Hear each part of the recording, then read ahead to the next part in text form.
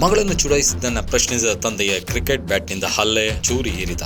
ಮಗಳನ್ನು ಚುಡಾಯಿಸಿದ್ದನ್ನ ಪ್ರಶ್ನಿಸಿದ ತಂದೆಗೆ ಆರೋಪಿ ಕ್ರಿಕೆಟ್ ಬ್ಯಾಟ್ನಿಂದ ಹೊಡೆದು ಚಾಕು ಹಾಕಿರುವ ಘಟನೆ ಕೊರಟಗೆರೆ ಪೊಲೀಸ್ ಠಾಣಾ ವ್ಯಾಪ್ತಿಯಲ್ಲಿ ಜರುಗಿದೆ. ಕೊರಟಗೆರೆ ತಾಲೂಕು ಸಿಎನ್ ದುರ್ಗಾ ಹೋಬಳಿ ಮೊರಪನಹಳ್ಳಿ ಗ್ರಾಮದಲ್ಲಿ ಈ ದುರ್ಘಟನೆ ಜರುಗಿದೆ. ಶಾಲಾ ವಿದ್ಯಾರ್ಥಿಯನ್ನು ಅನಾವಶ್ಯವಾಗಿ ರೇಗಿಸುತ್ತಿದ್ದ ಯುವಕನನ್ನ ಪ್ರಶ್ನಿಸಿದ ತಂದೆ ಗಿರೀಶ್ ಎಂಬುವರ ಮೇಲೆ 3 ಜನ ದಾಳಿ ನಡೆಸಿ ಕ್ರಿಕೆಟ್ ಬ್ಯಾಟ್ನಿಂದ ತಲೆಗೆ ಮಾರಣಾಂತಿಕ ಹಲ್ಲೆ ನಡೆಸಿ ಚಾಕುವಿನಿಂದ ಇರಿದು ಕೊಲೆ ಮಾಡುವ ಪ್ರಯತ್ನ ಮಾಡಲಾಗಿದೆ ಎಂದು ದೂರಿನಲ್ಲಿ ದಾಖಲು ಮಾಡಿದ್ದಾರೆ. 9ನೇ ತರಗತಿಯ ವಿದ್ಯಾರ್ಥಿನಿಯನ್ನ ಇದೇ ಗ್ರಾಮದ ಪೃಥ್ವಿರಾಜ್ ಎಂಬ ಯುವಕ ಪದೇ ಪದೇ ಚುಡಾಯಿಸುವುದನ್ನು ಪ್ರಶ್ನಿಸಿದ ತಂದೆ ಗಿರೀಶ್, ಆರೋಪಿ ಪೃಥ್ವಿರಾಜ್, ಅಣ್ಣ ತಿಮ್ಮೇಗೌಡ ಹಾಗೂ ತಂದೆ ಹನುಮಂತರಾಯ್ ಎಂಬುವರು ಏಕಾಏಕಿ ಕ್ರಿಕೆಟ್ ಬ್ಯಾಟ್ನಿಂದ ತಲೆಗೆ ಹೊಡೆದು ನಂತರ ಚಾಕುವಿನಿಂದ ಭುಜಭಾಗ ಹಾಗೂ ತೊಡೆ ಸೇರಿದಂತೆ ಹಲವು ಕಡೆ ಚಾಕುವಿನಿಂದ ಇರಿದು ಕೊಲೆ ಮಾಡಲು ಪ್ರಯತ್ನ ಪಟ್ಟಿದ್ದಾರೆ ಎಂದು ದೂರಿನಲ್ಲಿ ದಾಖಲಿಸಲಾಗಿದೆ.